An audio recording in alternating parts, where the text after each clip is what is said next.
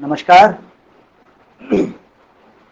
respected admin, convener, and host of the webinar series, Professor Pramod Kumar Das, coordinators of this webinar series, Dr. Patit Pavan Das and Dr. Kailash Chandra Maharana,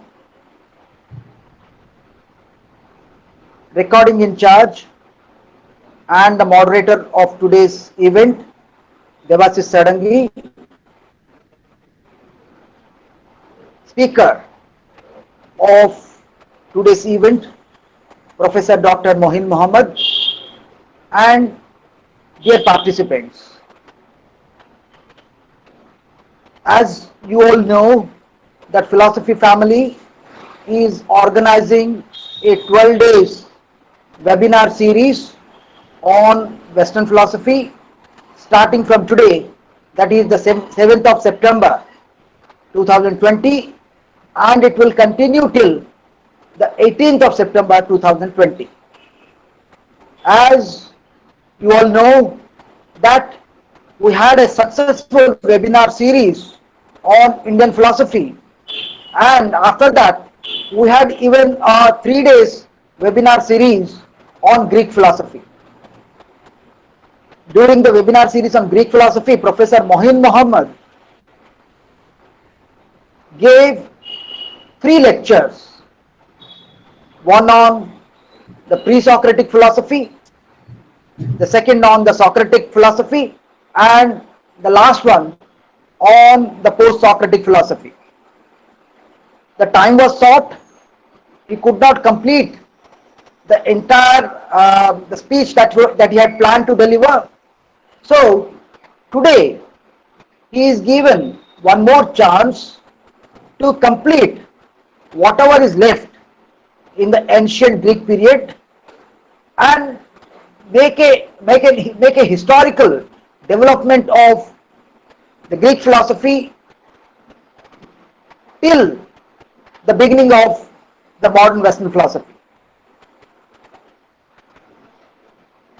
In the last 3 talks, Professor Mohin Mohammed wanted to discuss Aristotle in length, but he could not do so because of the paucity of time. Today, most probably he will be concentrating his effort on Aristotle and some thinkers in the ancient and medieval period. Along with that, probably he will be making an assessment of the entire talk over the 3 days that of the webinar series that was concluded few days back. I hope this series would be a successful one. I don't know why Mohin Mohammed sir is calling. Uh, is he not there in the virtual platform? Oh, I have to check. Professor Mohin Mohammed, he is calling. Is he not there in the platform? Mohin Mohammed, he's not there. Okay, let's see what has happened. Anyway, um, we'll go with the series. Let's see what is the problem with Mohin Mohammed, sir. Let me check and then let me join again. Please excuse me because some technical problem has Okay, sir. risen. Mohin Mohammed sir is not there in the list. He was there and he is not Yeah. there now. Some problem with him. Let me check. Let me talk to him and let me join again.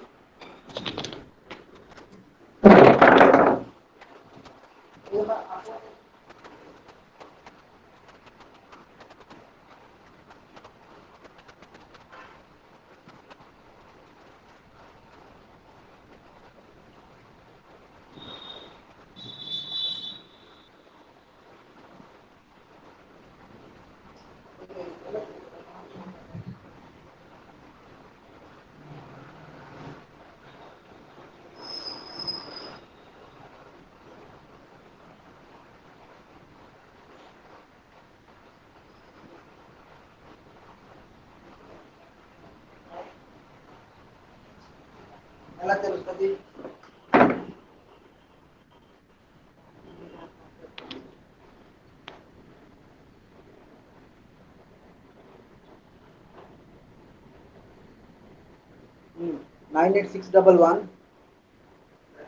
98611 62403.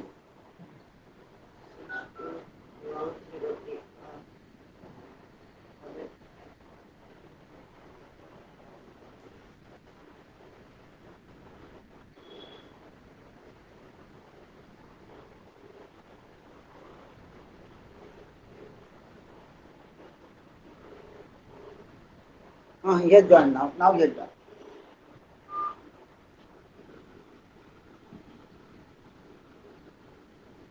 Yes. Now I could see Professor Mohin Muhammad in the list. He has just now he has joined again. There was a technical error. So I was saying that Professor Muhammad will be making an assessment of the ancient philosophy and will be passing through the medieval ages and will be touching to till the beginning of the modern Western philosophy. So in his talk today, he will be giving more importance to the concepts and issues in the philosophy of Aristotle. So I will not take much time because it's already 15 minutes we are behind schedule. So I straightforward I request Professor Mohin Muhammad to be ready. I invite him to deliver his lecture on the assessment of ancient philosophy till the beginning of the modern Western philosophy. Professor Mohin Muhammad. Professor, he is there. Okay, please deliver the lecture. Over to Professor Mohin Muhammad. Thank you, Om. Yes, distinguished participants and the organizers. For the last three lecture, I had been speaking on the pre-Socratics and post-Socratics. I had completed till Plato. Now I'm going to discuss about the philosophy of Aristotle, as well as some medieval thinkers like Augustine and Aquinas. At the outset, it must be considered that I cannot treat Aristotle the way in which I had presented Plato in the last session. Despite the fact that Aristotle has broadened the embryonic system of Plato and tried to develop it into a full-fledged system with his writings devoted to every conceivable subject known to him and posterity. This is evident in Dante's remark. Dante was a great, Italian poet who had ascribed with an eulogy to Aristotle as the father of them who know everything, who know that primarily for his encyclopedic range of interest. Aristotle started as a student of Plato and perhaps the most brilliant and independent-minded among his fellow students. However, the mythical, enigmatic writings of Plato was taken far too literally by Aristotle, and his mistaken interpretation and criticisms have created a lots of problem for the later Platonism. Actually, Aristotle and his in the process, what Aristotle did, he started a mobile school called Lyceum. Aristotle's school was named as Lyceum against the Academy of Plato, and his mobile teaching habit gave a new name to his school, belonging to a family of physicians, he had a chance to develop his scientific genius. The rest he owed to Plato, from whom he really did not differ in fundamental principles. As a matter of fact, it is not possible to discuss Aristotle in just one session. So let's confine our discussion only to his logic, metaphysics, ethics, and politics. It is one of the important contributions of Aristotle to the history of philosophy is the introduction of logic. He is the undisputable founder of logic. He has given it a scientific treatment of valid form of reasoning and worked it out in details. It is really a matter of surprise that he didn't handle the problem of inductive logic, which had to wait till Bacon and perhaps to John Stuart Mill. According to Aristotle, the function of logic is to describe the method of attaining knowledge and is considered to be the antecedent of all special inquiries. So it is called as a science of science. It deals with the analysis of the form and content of our thought, which leads to knowledge. In order to establish a scientific propositions, we don't merely have to show such and such found to be the case, but rather we have to prove that it could not be possibly be otherwise than what it is. Aristotle tried to provide a comprehensive process of elaborating how to derive propositions from the original truth. The derivative process is called deduction and named it as syllogism. It consists of two premises and a conclusion. A syllogism, in order to be true, the conclusion must necessarily follow from the premise taken jointly. The premises must themselves be universal and necessary. Therefore, they too must be proved. That is grounded on other premises. And again, the latter premises in turn are the conclusion of some other premises, and the process will continue till one reach a proposition or principle which cannot be proved deductively but have absolute certainty. These are called axioms or basic truths. According to Aristotle, axiom is indemonstrable and it has no proposition prior to it. These axioms are known by intuitions, that is, by direct and immediate insight of reason. However, Aristotle sometimes referred to process of induction, which we get to know the primary premises, a process that is through a process moving upward from particular to universal, without giving any proper explanation of what the process is all about. For this reason, Bacon has severely criticized Aristotle. But Aristotle survived the Bacon's onslaught by introducing categories which arrived empirically, such as the substance, quality, quantity, relation, time, place, etc. They are not only forms of thought, but are also predicate of reality.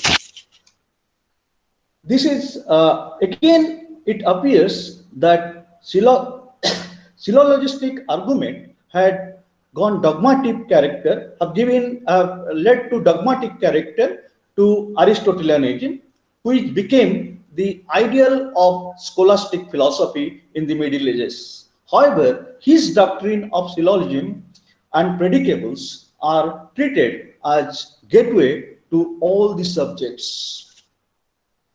Again, this is all about his logic in a very nutshell. Uh, what is more important, how he applied this logic in his metaphysics. The most fundamental subject in Aristotle is what he called first philosophy or theology. But the latter generation came to know it as metaphysics, which is placed after physics. The function of science is to investigate the grounds of the things, and the function of highest science is to deal with the most universal grounds of things, or investigate the nature of being qua being, that is being of being, or that is what he calls substance. In this sense, it is known as first philosophy. Since Aristotle identifies substance as the ultimate category with God, the subject came to be spoken as theology too. But in Christian era, theology came to have close connection with Christianity as a revealed religion, and so has now come to be quite distinct from metaphysics. With this scientific propensity, Aristotle started with individual thing, which led him to develop a notion of substance in sharp contrast to the Platonic one. That is why he tried to criticize the Plato's theory of ideas. According to Aristotle, Plato has believed in a world of unchanging internal immaterial forms corresponding to universal definitions such as beauty itself, equality itself, man himself, and so on. This was for him the only real world, and the forms were the only objects of true knowledge. The material world of growth and decay in which we live is not real or knowable at all. The intermediary between the two worlds, which in Plato's latter thought does a great deal to bridge the gulf between them, that is the soul. Aristotle, on the other hand, moved away from his Platonic doctrine and shown a dominating interest in the world of concrete individual things perceptible by the senses. Aristotle entirely agreed with Plato that forms are the essential nature of the thing, but it seems to him that the forms are so completely cut up in Platonic doctrine from this material world that they cannot possibly be object of our knowledge. Furthermore, they are so completely cut up that they cannot be causes of the being of things of which we have experience. In any case, the things of which we have experience are individual concrete things, and how can a separate existing universal be their cause? Being convinced of this, Aristotle asserted that forms as depicted in Plato's work is not really the case. He put forward a number of arguments to show that the Plato's theory of idea is unreal, is useless, and impossible theory. In Metaphysics 940b, 8 to 11 paragraph, Aristotle says of the way in which we prove that forms exist, none is convincing. Far from so, no inference necessarily follows from it, and from some it follows that there are forms of things of which we think they are no forms. So this is what Aristotle has mentioned about the Platonic theory of form, and he has provided certain argument in those paragraphs of metaphysics, a very major work of Aristotle. Firstly, Aristotle pointed out that the theory of form is useless because the forms are only duplicating the visible things. Forms are intended to explain the nature of things, but it fails to do so. Instead of explaining it, Plato assumed the existence of another multitude of things. Plato is like a man who, being unable to count with a small number of things and some number of a small number, and thinks that it will be easier for him to do so if he doubles the number. Secondly, the forms are useless when it comes to explaining the movement of things.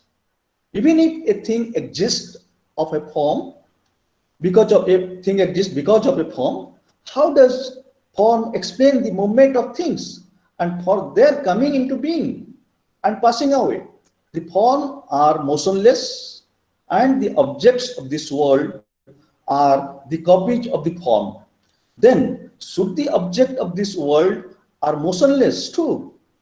Copleston, however, pointed out that this sort of criticisms against Plato is off the mark because Plato has never held that forms are the moving cause of the things, but on the other hand, he introduced the concept of demiurge to account for the dynamism of the world. Thirdly, the forms are supposed to explain sensible objects out that will themselves be sensible. For example, the ideal man will be sensible like Socrates. The form will resemble the anthropomorphic gods. The latter were only eternal men, and so the forms are only eternal sensibles. But here it may be said that the forms are a subsistent concept or ideal types, and so the subsistence concept of man will contain the idea of corporeality, but there is no reason why it should itself be corporeal. Fourthly, according to Aristotle, Plato's theory of form is an impossible theory, as it is held the substance that of which it is the substance should exist apart. How can the ideas, being the substance of thing, exist apart? Moreover, Plato has not explained the relation of forms to things. Plato tries to explain the relations by the use of terms such as participations and imitations. But Aristotle observed that the use of these words and to say that sensible things are patterns patterns of other things, patterns and other things share in them, do not give any account of the relationship between the form and the sensible thing, but he's merely uttering some poetic metaphors. And lastly, but there are many more arguments, but lastly, I would like to just point out this argument. The forms will be individual objects like those other objects of which they are the forms, whereas they should not be individuals but universal. The ideal man, for example, will be an individual like Socrates. Here, Aristotle pointed out that Plato's theory of form always leads to a third man problem. Whenever there is a common element, there must be one idea or form. Thus, there is a common element in all men, and therefore there is a form of man. But there is also a common element to the individual man and the idea of man. Then there must be a further idea or form of the that is called the third man to explain this. And between this further idea and the individual man, there must be yet another idea to explain what they have in common, and so on. This leads to an infinite regress. So Plato's Platonic ideas just is not so successfully been explained by Plato what Aristotle felt like. After pointing out the difficulties in Plato's theory of idea, Aristotle regards particular objects or individual beings as real substance, but the true nature or the essence of the particular concrete being is constituted by its form, that is, the essential qualities of the class to which it belongs. Thus, for him also, form or idea is the most essential element of the particular object, like that of Plato. Thus, according to Aristotle, there is a plurality of individual substance. The substance arrange themselves in an ascending order, where the indeterminate matter is at the bottom and the God or pure form is at the top. The entire order of substance or forms, such as individual physical objects, plants, animal, and men, lies between these two extremes, that is, pure form and indeterminate matter. So every individual form is an admixture of form and matter, including its dimension, qualities, relation, etc., which can be separated only by an act of abstraction. For Aristotle, form is the universal aspect of things, the essential unity shared by all things of the same type. Matter, on the other hand, should be understood in the sense of what is opposed to form.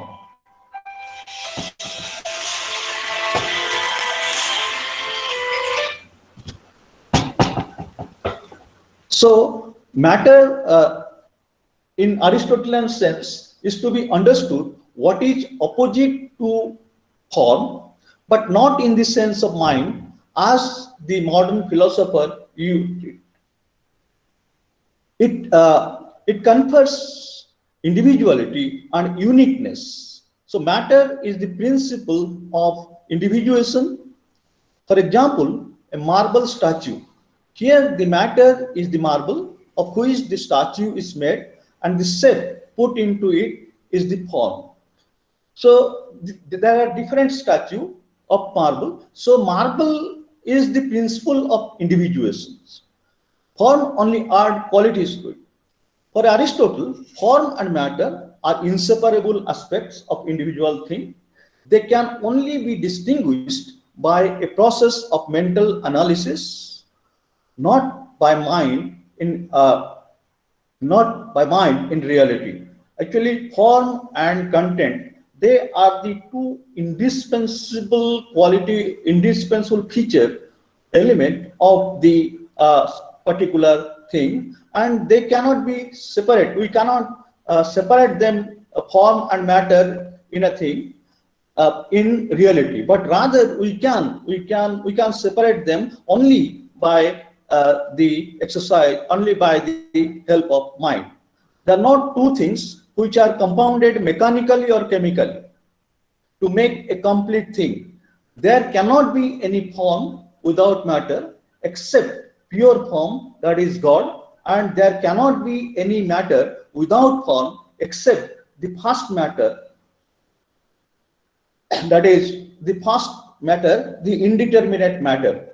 The first matter is the indeterminate matter because no form was put on it. It is completely without matter, without form. So this is called the first matter. They are fused together into a unity to make a particular individual thing. This separation of form and mind will be more clear when Aristotle considered the actual process of becoming or change or growth. Every particular object is changeable. It is now seed, now sapling, now tree, and now he hopes that there is something unchanging on which all the changes take place. Again, when we say object changes, it forms, we do not mean that the form itself changes. As a matter of fact, form cannot change. Matter assumes different form. So that means forms, if marble, if a statue of Gandhi is made of marble and another statue of Nehru made of marble, that means form, matter is matter is different, but the form, suppose we explain a tree, as Aristotle has given example. The tree, first it appears as a sapling, then it grows into a bigger tree and still bigger tree. So in all these things, don't think that form is changing, form of the tree is changing. Rather, what changes, it is a new form. Sapling is a new form from this form of the seed, and tree is the new form from the same matter. So matter just is the form emergence. It becomes a new form. Rather, forms always becomes a new one when the matter keeps on changing. So a series of forms, one following the another. So we have to assume a substratum, that is matter, the possibility that that matter has the possibility and changing qualities, that is form which is though unchanging, responsible for the growing world. Besides, Aristotle's concept of form and matter are relative in nature. A particular thing may be a matter from one point of view, but a form from another point of view. For example, wood is matter if considered in relation to bed, but considered as a form in relation to growing plant. This relativity of form and matter leads to another distinction made by Aristotle, that is the distinction between potentiality and actuality of a single substance. The potential being is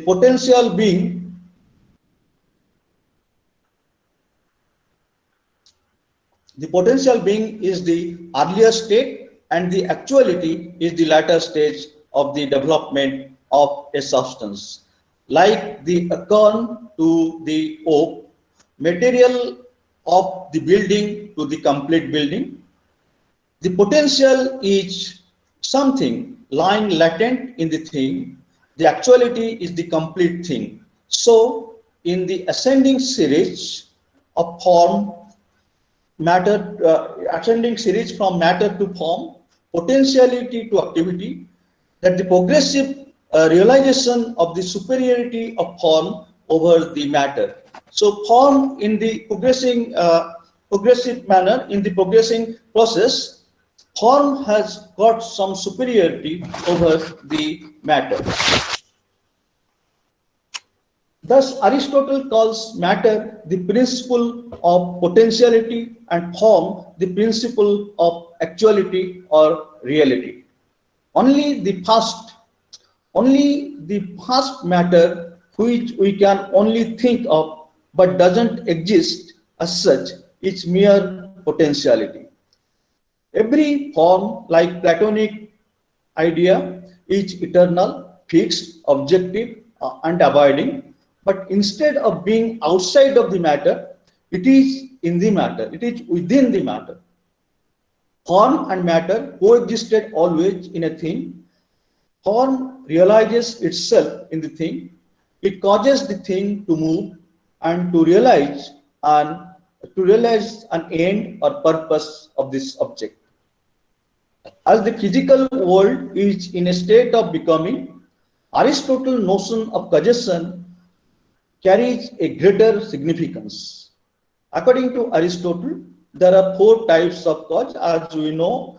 It is popularly known. There are material cause, formal cause, efficient cause, and final cause.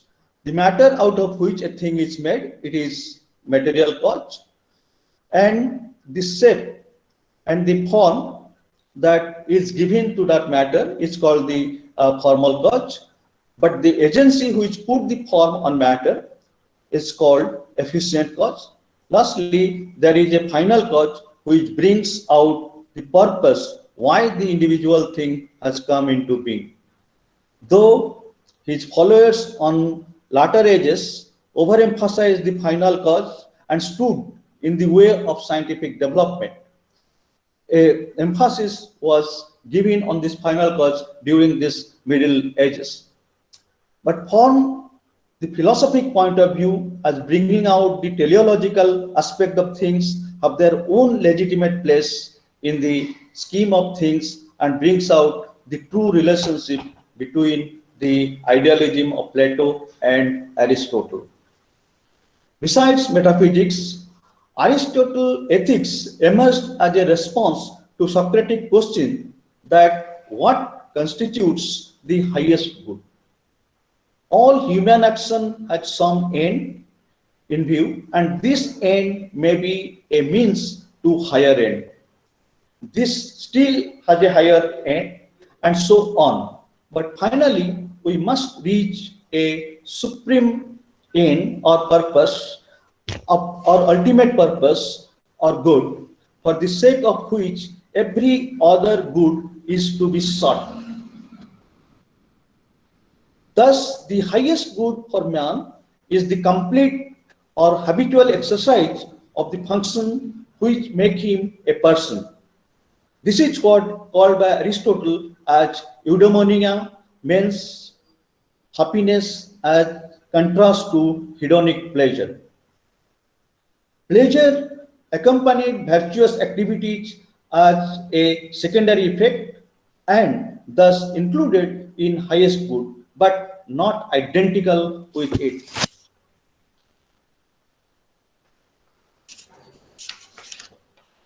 Interpretation of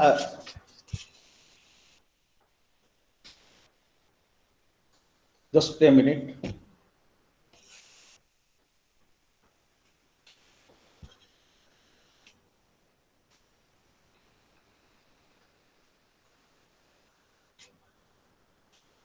So, Aristotle's ethics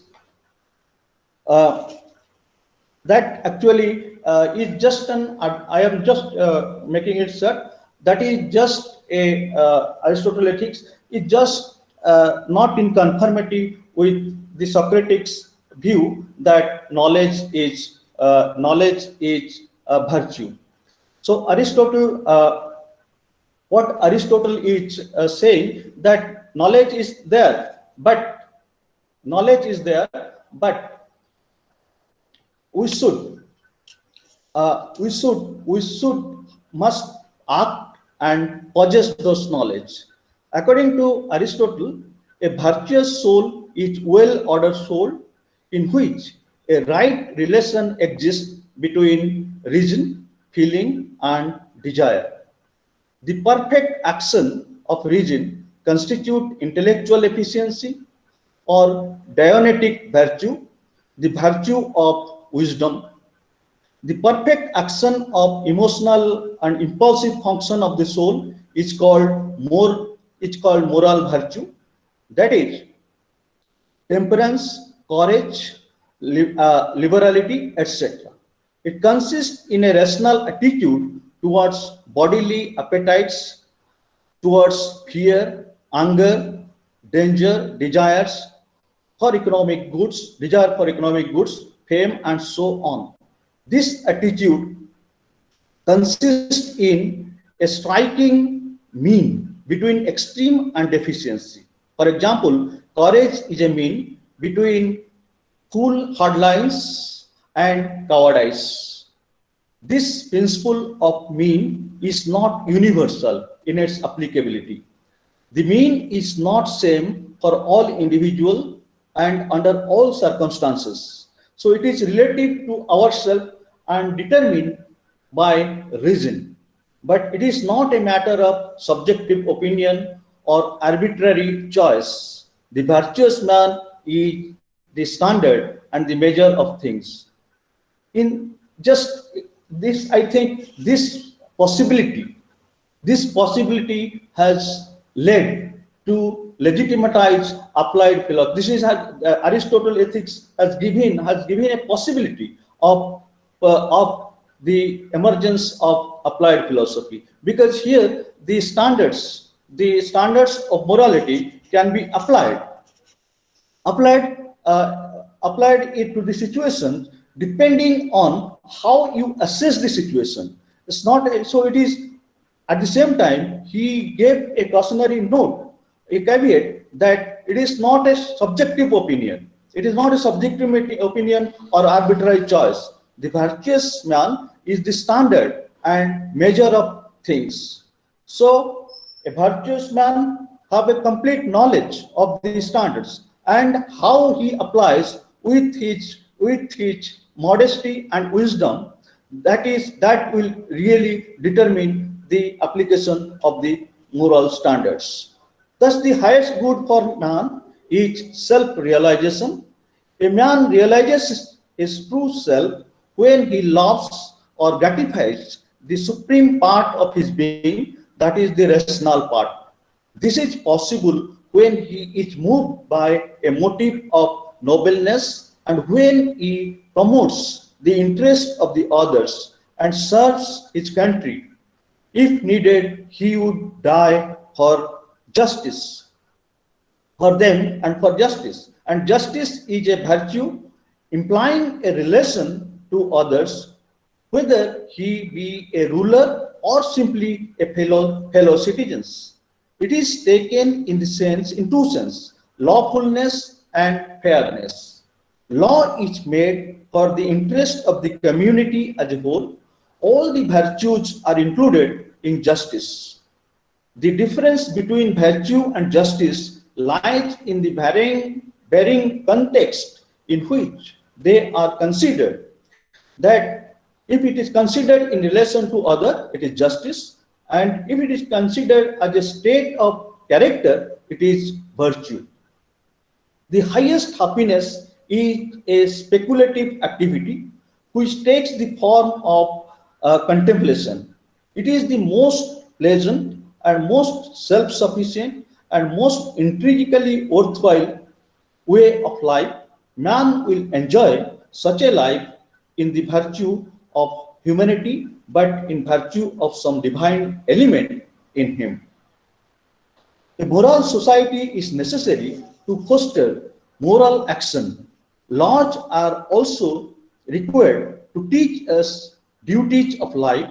The state should provide a social environment conducive to morality of its citizens. If necessary, impose some punishment to enforce morality. So ethics and politics are not divorced by him. Moral ends of life are promoted by a legal political means. So this is what the Aristotelian perspective and or his perspective of logic, metaphysics, and ethics, which I have just mentioned. But now, after Aristotle, there are the Greek philosophy was gradually in a state of wane, and the philosophers after the end of philosophy, yeah, Greek philosophy, ancient philosophy, towards the end of our ancient philosophy, there emerged a age of there emerged a medieval age, which is dominated by the Christian religion, or the Jews or Christian religion. So it has been a widespread tendency among the students of history of philosophy to move straight from Plato and Aristotle to Bacon and Descartes, avoiding the medieval period. The Edict of Justin, one of the ruler in ancient Greek state, one of the Greek state, for closing the school at Athens, marked the official end of ancient philosophy, and cleared, and that led to the advent of medieval period. It established the new Christian religion. In fact, except the historians, nobody would seriously suppose that a coherent and adequate account of the development of European culture and philosophy, if the medieval philosophy is omitted.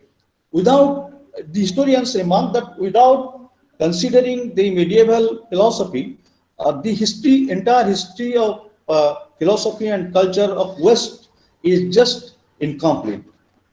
Just it is one of the, it is generally in France, the philosopher enlightened, philosopher of French Enlightenment, they just have a view that the middle period is a dark period. But nevertheless, the study of middle period or middle age is important, because in the sense that it acted as an antithesis in the dialectical development of Western philosophy, and acted as an instrument in the emergence of Renaissance and modern philosophy. All the tenets of medieval period emerged in Latin. The medieval period started with the patristic tradition. It was a fusion. Patristic tradition is a fusion of Hellenic philosophy. Hellenic philosophy means Greek philosophy. Hellenic philosophy and Christian religion.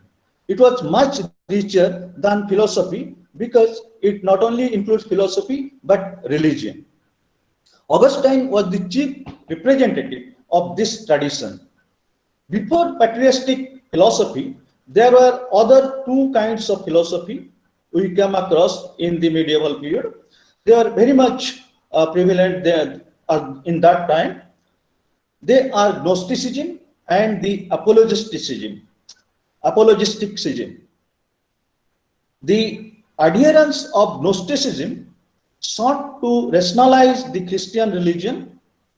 They transformed faith into knowledge. They speculated upon their faith and sought a harmony between faith and knowledge, science and religion.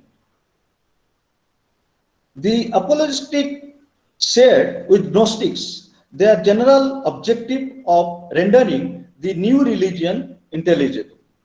They appealed to philosophy in their defense of faith against the interpretation of Gnosticism. For them, Christianity is both philosophy and revelation. Its truths are supernatural in origin and absolutely certain, and they are rational truth, though they could be comprehended only by divinely inspired mind. Coming back to Augustine, he was the greatest constructive thinker of Middle Ages and most influential one, and is the guide of the Christian philosophy. His philosophy is not so systematic, yet it touches on all the basic philosophical problems. Although we find some influence of Plato and Aristotle in his thought, yet it is dominated by Christian thought. Augustine believed that only knowledge worth having is the knowledge of God. All knowledge like science, logic, metaphysics, ethics, etc., have value as far as they contribute to the knowledge of God. If we turn inward, we would find God and soul. One God is thought of as the trinity of existence, motion, and order, and the substantial unity of soul is the reflection of Trinity, which exhibits existence, knowledge, and will. To find the one is to find the other. For Augustine, the philosophy is worth pursuing which gives knowledge that leads to true and lasting happiness and means to attain it.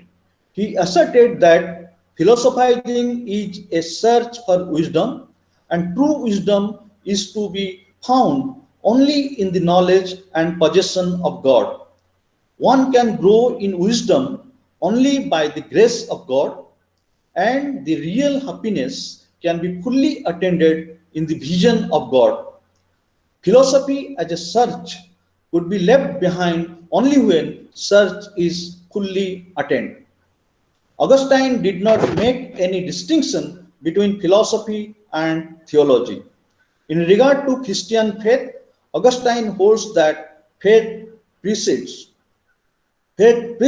but that it should be followed wherever possible by the understanding. The intellectual penetration of faith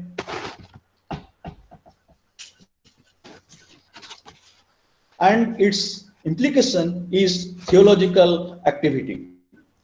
From the above exposition, it apparently gives an impression that Augustine is a skeptic as he seems to doubt everything external other than faith in God. But a careful reading of his book, The Confession, exhibits that his skepticism was not a philosophy which would give him satisfaction, because firstly, he was a passionate seeker of truth by which a man can live. Secondly, he realized that he cannot doubt everything. For example, reflection can convince one that he cannot be deceived in thinking that he exists. For you cannot be deceived if you do not exist. That is, if a man deceived, I am. This is what he has perhaps anticipated Descartes, but unlike Descartes, he does not use this truth as a basis of a philosophical system. Augustine was well aware of the problem of sense knowledge. Augustine doesn't doubt that there are external objects, but there are cases where at first sight we can doubt the testimony and reliability of senses. For example, an oar, when half immersed in water, appears bent. It is not an error, but Augustine answered, it is in negation. He asserted, if we say the half immersed or apparently appear to be bent, we are speaking what is true. But if we say that the oar is really bent, then we are going beyond the testimony of sense. Here the error lies in our judgment of testimony, not the testimony itself.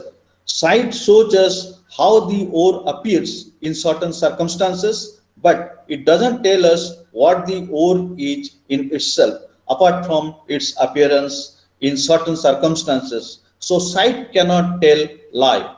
By giving such an exposition about the sense knowledge, Augustine trying to assert that external things cause modification in sense organ.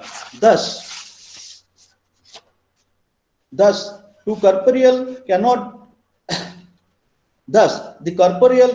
act upon the incorporeal or spiritual. In fact, the mind forms the judgment observing the modification of senses, but the senses do not make any judgment. So logical truth or falsity are predicated of judgments. So we cannot speak senses as erring, though they provide occasions for false judgment by the mind. Now a question may arise: how can fallible mind grasp the truth of infallible certainty? A modern philosopher would say that yes, mind has the ability to recognize the truth of analytic proposition. However, according to Augustine, human mind has the ability to rise above itself and its dependence on the sense organs and enter the sphere of eternal truths. But how?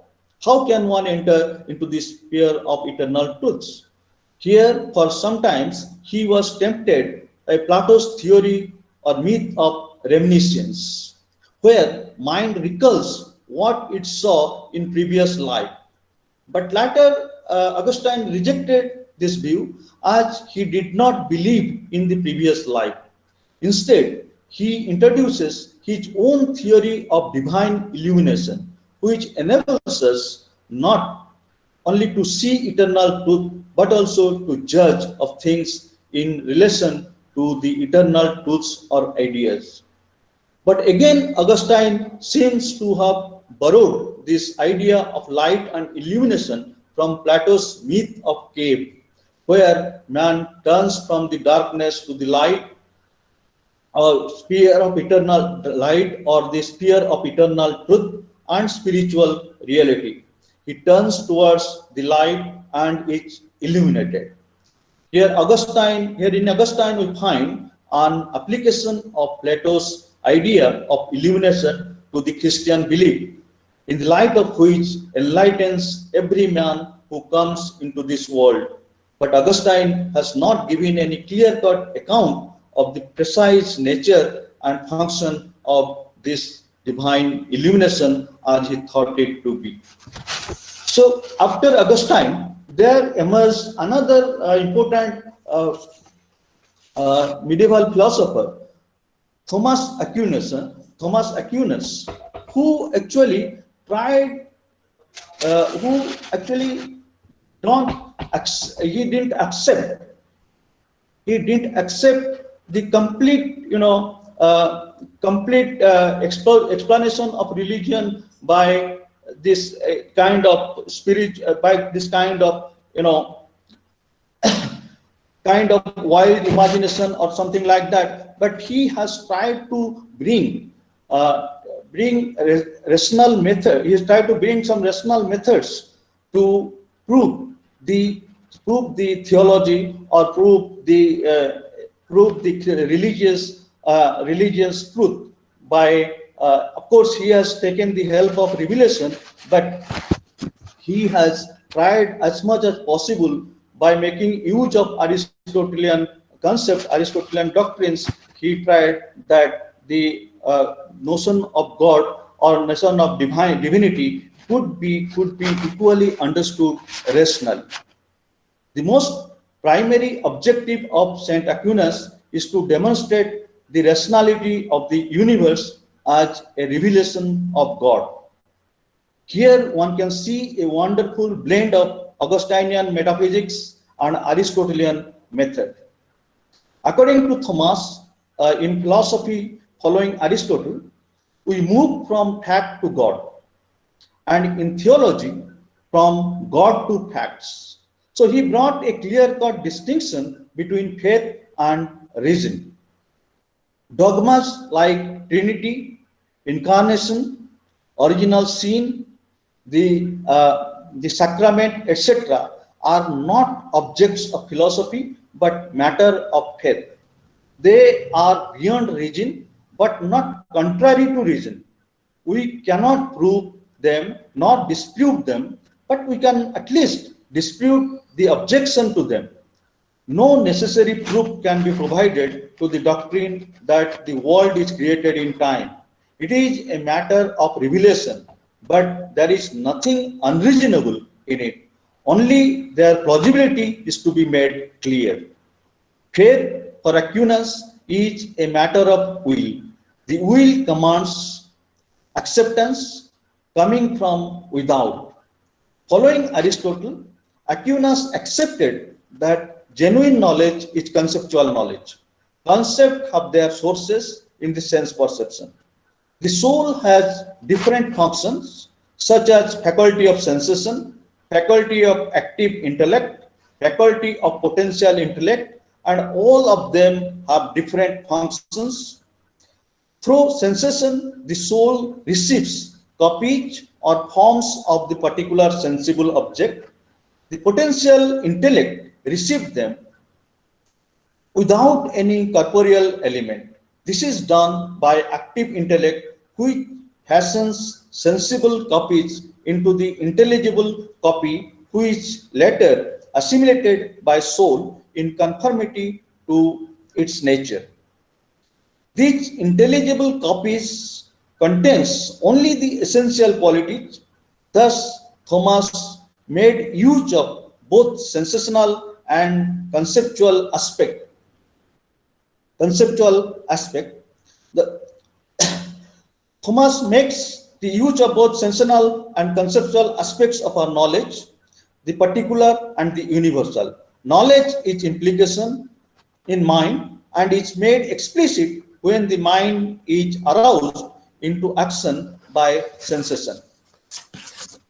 Since knowledge is grounded in sense perception, it is necessary for the philosopher to start his explanation from the world of experience and from experience to the principle or essence of things.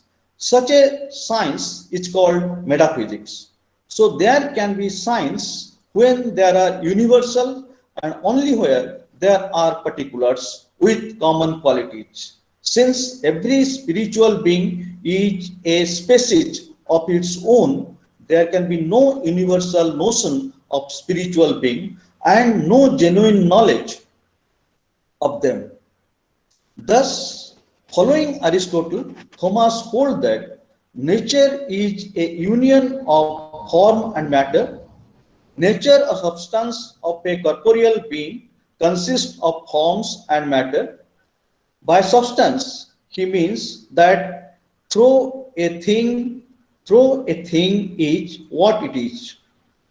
With the help of these two principles, matter and form, Thomas tried to account for the order and purposiveness in the nature and also explain the existence of particular object or plurality of things.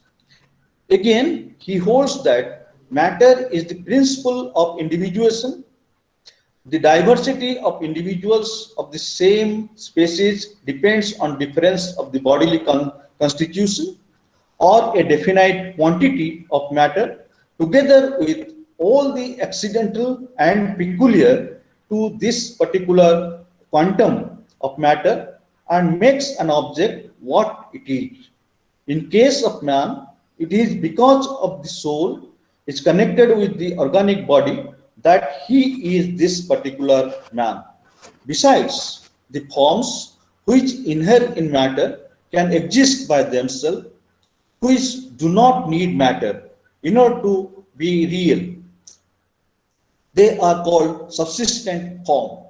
Among these pure spiritual beings, angels and human souls are there. Their substance or notion is not matter and form, but only form, which make them what they are. According to Aquinas, God is pure form, pure actuality. We have the knowledge of God by faith, but we can also attain knowledge of Him by reasoning.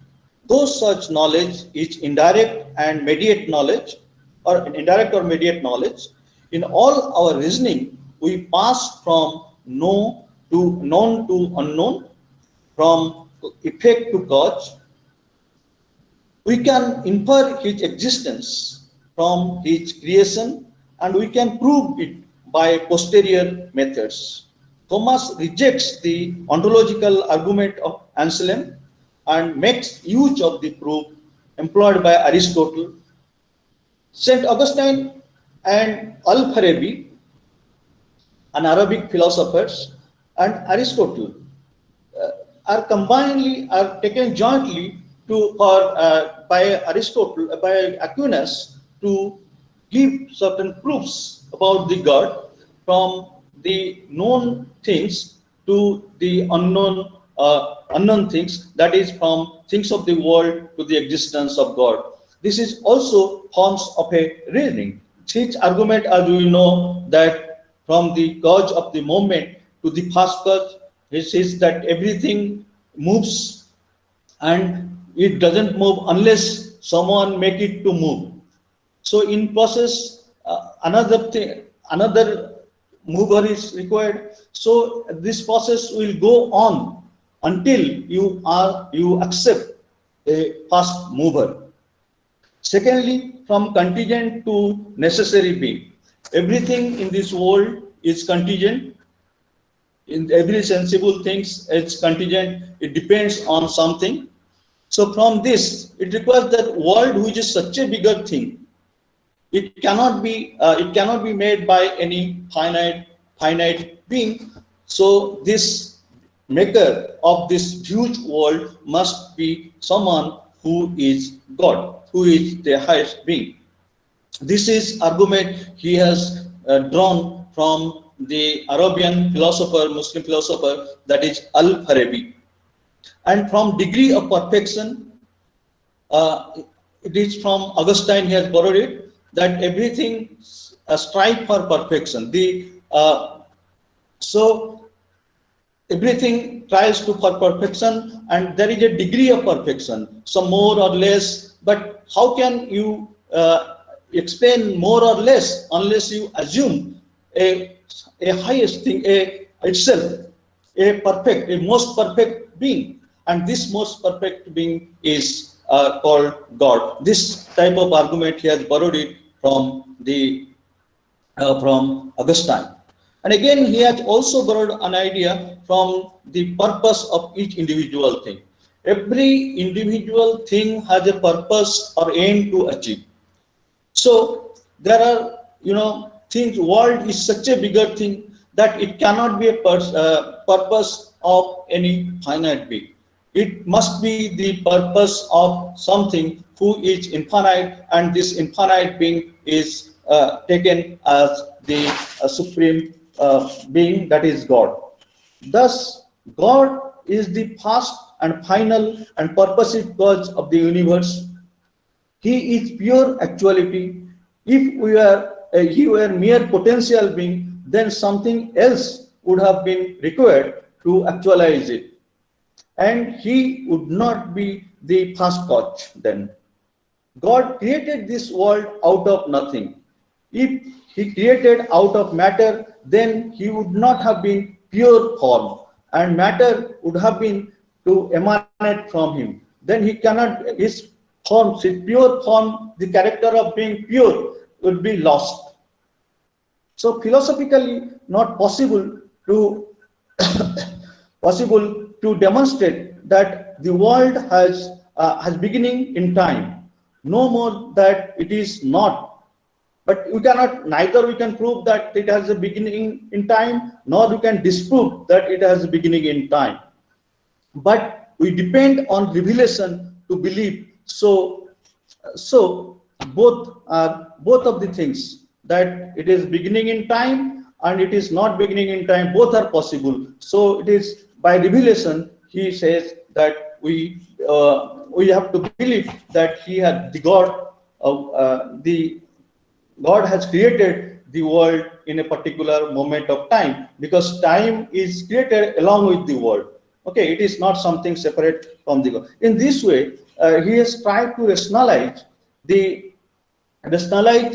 proofs and the arguments given by his predecessors, and Augustine just demonstrated or exhibited that how religion can also, faith, obviously religion is based on faith, but at the same time that religion also can explain the nature of the supreme being of God.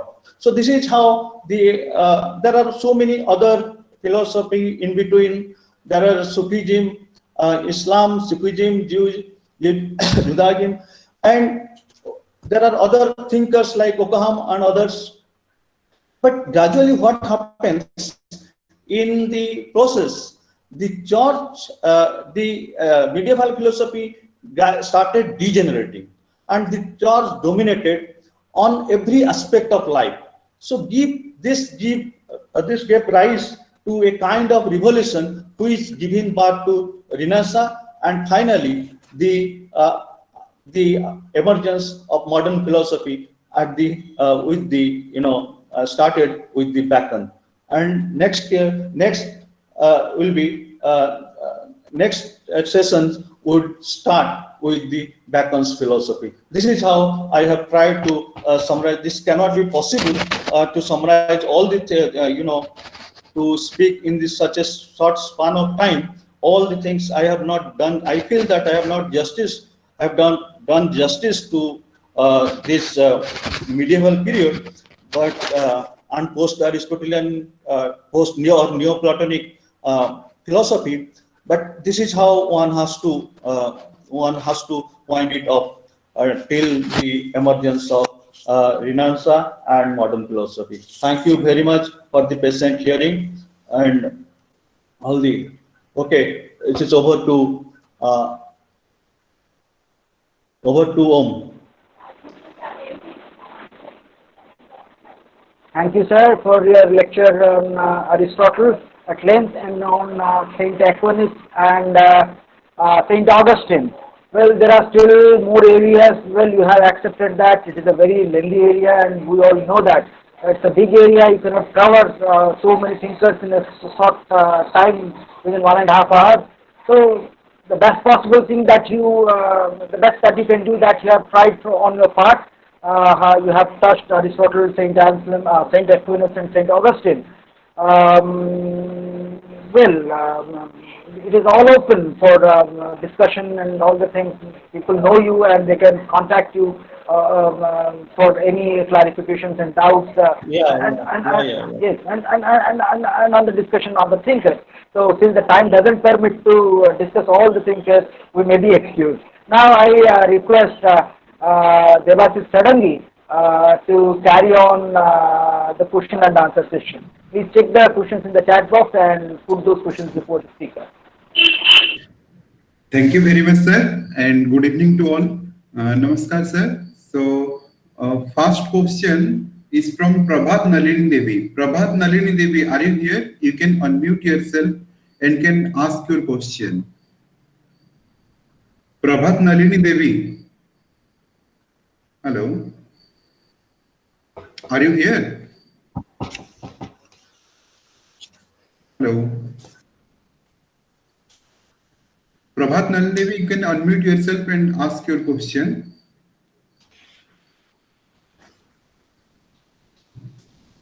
Okay, fine. I am asking her question. She asked that according to Aristotle, there are 4 kinds of causes, but I think final cause is the effect of the combination of the material, formal, and efficient cause in relation to conjunction of causes and intermixture of effect.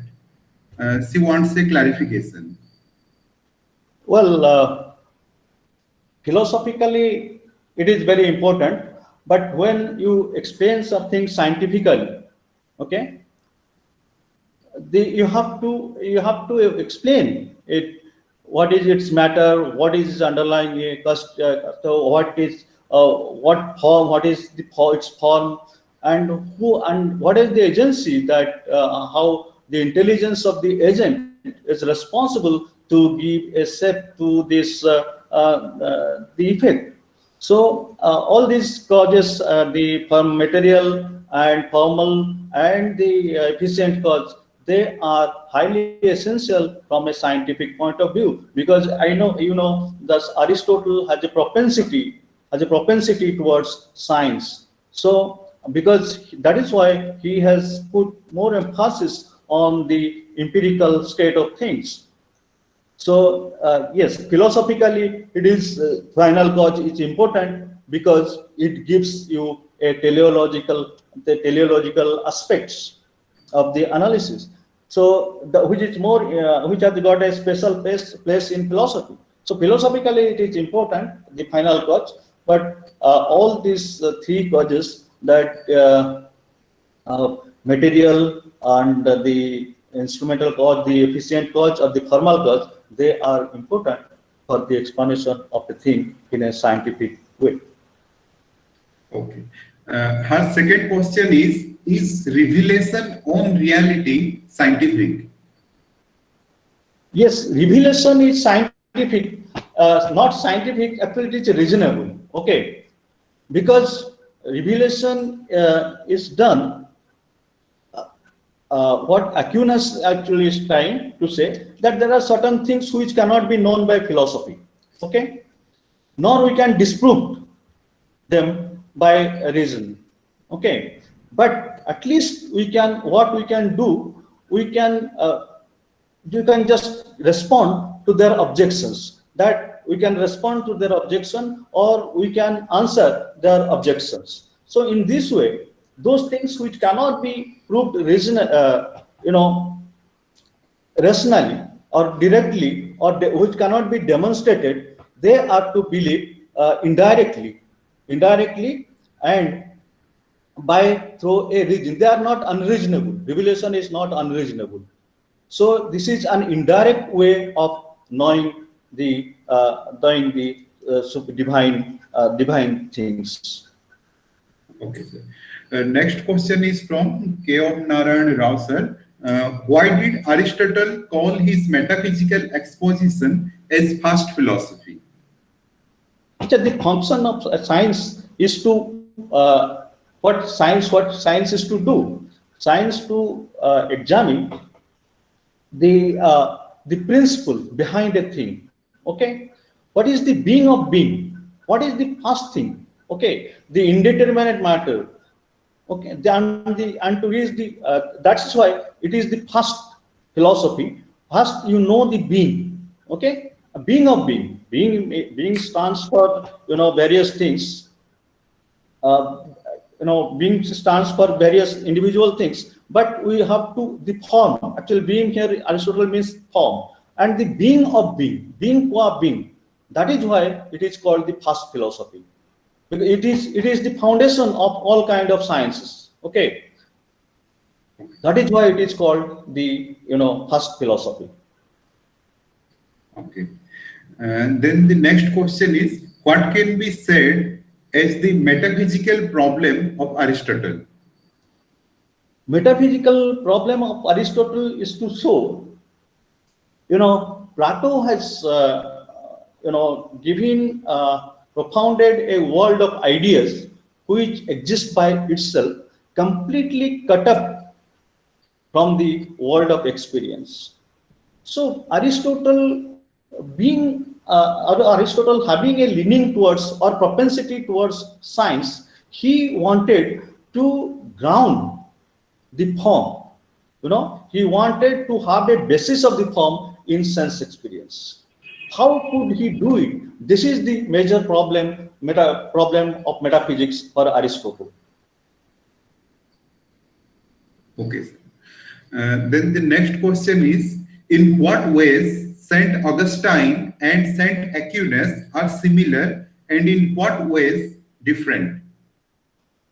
Yeah, Aquinas, both believe in theology, both believe in the Christian religion. Augustine, he doesn't have much confidence in the or he doesn't take much help of reason. He doesn't take much help of a scientific way of establish or the rational way of establishing the existence of God or existence of divine things related to divinity. But Aquinas just departed from Augustine. It is not that Aquinas has rejected all the doctrines of Augustine. Aquinas has just tried to make it more philosophical, more rational, by putting some arguments just in consonance and in agreement with Aristotelian type of reasoning. So he has made extensive use of Aristotle's arguments in understanding the religion or things related to religion. Okay, sir. The next question is from Ratnakar Gajendra. He wants to know what is the reason that the medieval philosophers are emphasizing the concept of God. Pardon? He wants to know the reason why the medieval philosophers are emphasizing the concept of God. Okay, they are trying to make a combination of philosophy and religion, and obviously religion, except humanism and Theravada, religion is a common feature of religion to have the concept of God. Okay, so obviously as a Christian philosopher and they're leaning to Christianity, they will have. It is quite natural of them to assume the existence of God, or to provide proofs for the existence of God. So without God, there is no Christian religion, and these people they are the true adherents of Christianity. Yes, sir. And then the next question is why logic is a finished science in the hand of Aristotle? Because logic happens to be it consists of our laws of thought. Without logic, can you imagine any science or any subject for that matter? So logic is quite important, and it is the gateway of to all the subjects. So that is why logic is all the sciences or subjects, they are culminated or they are perfect. Their culmination are perfectly in consonation with logic. So logic is just a starting as well as finishing point of all the subjects. Otherwise, it is not intellectually intelligible. Okay, sir. Then the next question is from Raja Misra. He wants to know what's the difference between Aristotle's concept of universal from that of Plato. Well, universal means, this is a very major difference, that Aristotle, actually Plato's ideas or Plato's universal concept of universals, they are not rooted in experience. They are coming from the insight of minds, insight of mind, and they origin in reason. They move through reason and they ends in reason. But Aristotle universals, they are just an abstraction from different particular sensible things. For example, the universal of color, it has been abstracted from different colors like white colors, green colors, violet colors, all those colors. So this is the difference, that Aristotle abstract his universal from sense experience or sensible objects, and Plato, in other words, it has for him the universals are just a product of human mind, and by the insight it has produced by the insight of the human minds. They don't have anything to do with the particular sensible things. That is why Aristotle has criticized Plato. But again, Aristotle falls the victim to his criticism, to his own criticism against Plato, because ultimately Aristotle has to admit the pure form as well as indeterminate matter. So Aristotle has to admit a matterless form, or that is pure form. Then the next question is, what's the major disagreement between Aristotle and Plato? This is the major disagreement actually. This is it. Aristotle has, has a larger dependence on sense experience, and Plato's is dependent. Plato does not depend on sense experience. Rather, his doctrine emerging, his doctrine is all concerned about the mind and its reason. Okay, so this is the major difference. Otherwise, Aristotle has completely followed Plato in all respect. Okay. The next question is from Rasmi Prabha Mahanti. She wants to know how Augustine explains the problem of evil and what do you mean by evil? Evil, is a suffering, kind of suffering. It is a mental suffering. It is the suffering maybe imposed by the human beings, or it may be due to natural calamities, natural calamity, etc. This is how evil is a kind of suffering. Okay, and Augustine says that evil, the world is basically good.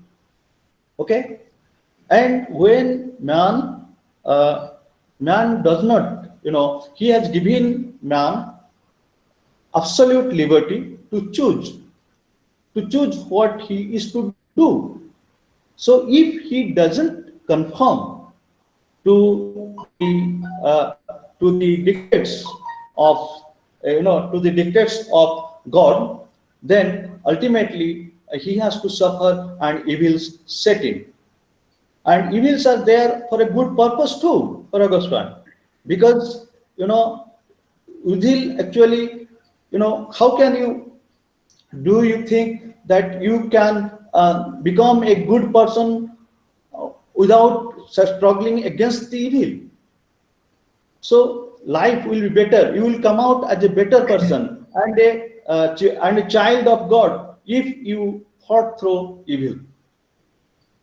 Okay. Okay, sir. Then Manaswini Patnaik, please unmute yourself and ask your question. Actually, her question, as I see, it is about Buddhism. She wants to explain about Theravada. Theravada is something about Buddhism, I think. This is not a related topic. It is something related to Buddhism. That is a religion that doesn't admit the existence of God. Okay. This is the kind of religion we used to have it in a Theravada of a sect of Buddhism. Okay, so I don't have much idea about that, but I have just known that Theravada is a religion, kind of religion, without admitting the existence of a supernatural being or God. Yeah. Then Sulagna Chaudhary wants to know, could you please explain what Plato actually means by insight through which men can know about forms? Yes, for Plato, Yes, sir. forms are real, and if we want to explain a thing, we have to explain by it underlying nature and structure, and the form makes the thing what it is. Okay, suppose table. He wanted to know what makes a table a stable.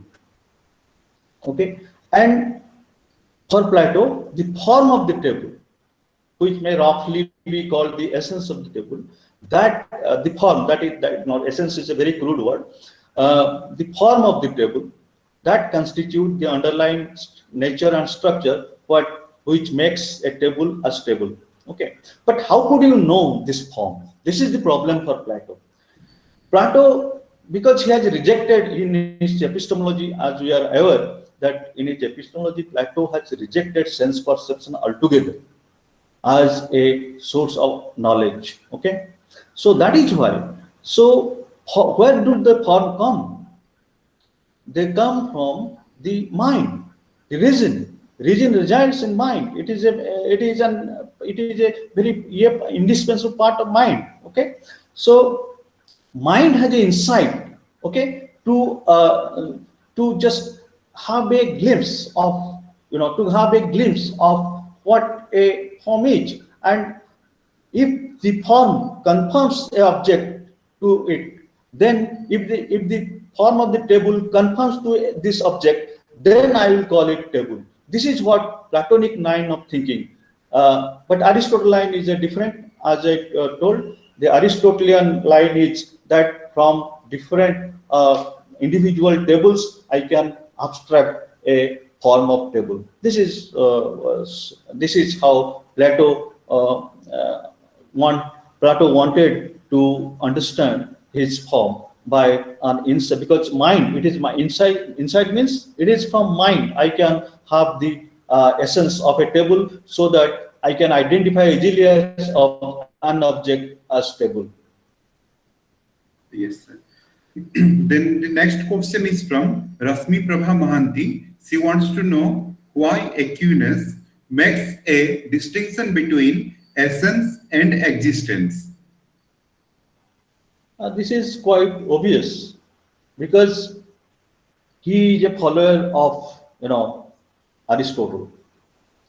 Of course, he has a religious purpose for that, but he has based his religion on the doctrines of Aristotle. Okay, Aristotle says that essence, or the substance, or the being is one which makes a thing that exists in sense experience. Suppose that is why the essence, a thing keeps on changing. But unless we admit a essence in everything, it is very difficult for us to identify a particular object. That is why essence is quite essential.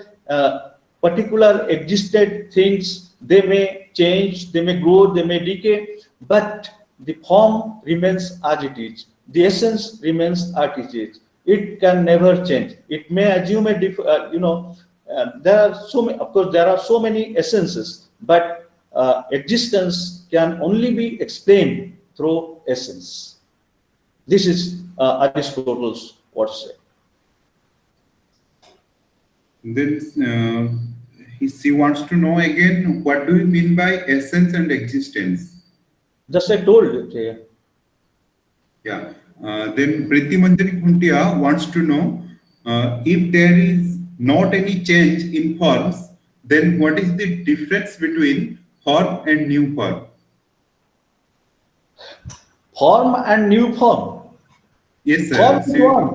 Form and new form.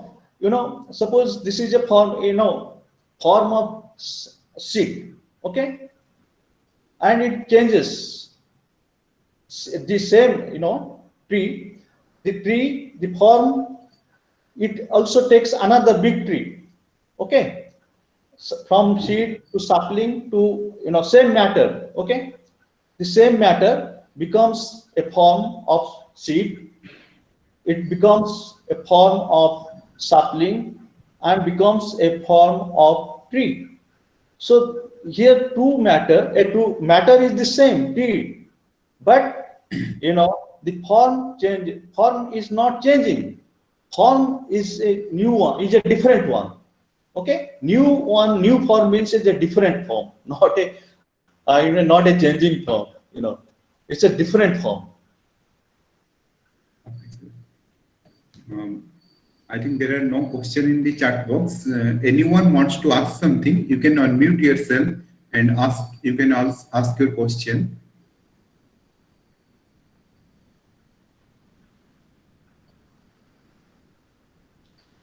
Okay, thank you very much, sir. Thank you very much for your clarification, for your lucid explanation of all those questions and a nice presentation. Now it's over to K. Om Narayan Rao, sir. Thank you, Devashish. I should thank the speaker for the presentation, and also thank the way he responded to the questions. So overall, it's a successful seminar, successful webinar, and though we have started this webinar with this talk by Professor Mohin Mohammed, actually today's webinar marks an end of the discussion on the Greek philosophy. Rather, we are starting the modern Western philosophy from tomorrow. Today's webinar is an end of the webinar series on Greek philosophy. Okay, so that should be seen like that. So from tomorrow onwards, we'll be starting with Francis Bacon, and till Immanuel Kant. We'll be having a series of webinars for 12 long days, and it would be around 24 sessions. So I request the participants to join in more numbers, because from Bacon to Kant, it's the thing that would be discussed is there in the syllabus. So the teachers and the students should join with much conviction that something has to be learned. Okay, the main objective of philosophy family is to learn. So it's an attempt to know things. Well, there are books, we know many things, but that doesn't mean that we know everything. So it's an attempt to share knowledge, to know from each other, to enrich ourselves. So if I look into the participation today, it is not that convincing as compared to the earlier days, the webinars in the earlier days.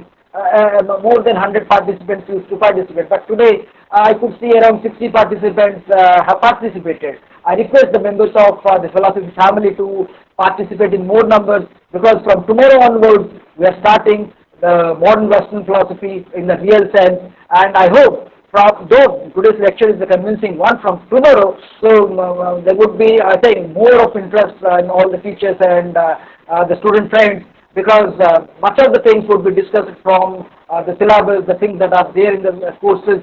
So I hope more number of participants will be joining this event from tomorrow onwards, and with much hope, with much future for this philosophy family, I once again request the participants to join more numbers and make this entire webinar series a successful one, like the way they have made the webinar series on Indian philosophy a successful one by participating in large numbers.